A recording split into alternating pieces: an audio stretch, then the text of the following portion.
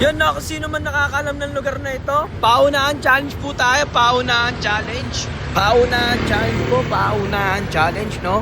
Kung alam mo tong lugar na ito, yan po, puntahan mo na po. Kung mas malapit ka dito sa lugar na ito, puntahan mo na. Kung napapanood mo tong video na ito, puntahan mo na po dito sa may Abad Santos Street, J. Abad Santos.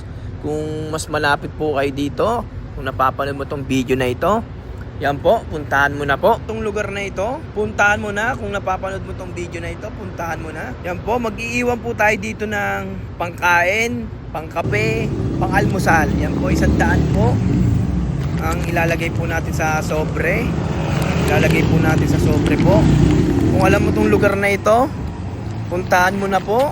Kung napapanood mo itong video na ito, paunahan po, paunahan challenge po. Yan po.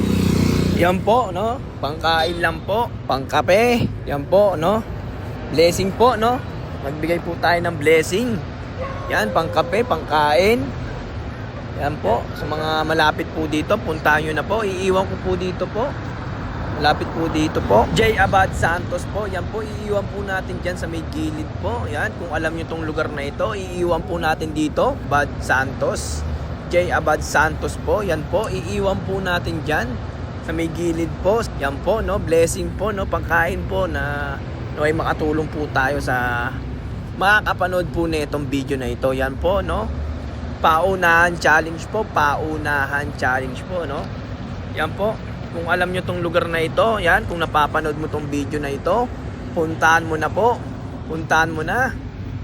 Yan po, pangkape po, pangkain, pang-almusal. Yan po, dahil panggabi po ang trabaho po namin. Yan po. Abangan po natin kung sino mang makakakuha niyan po, no? Yan.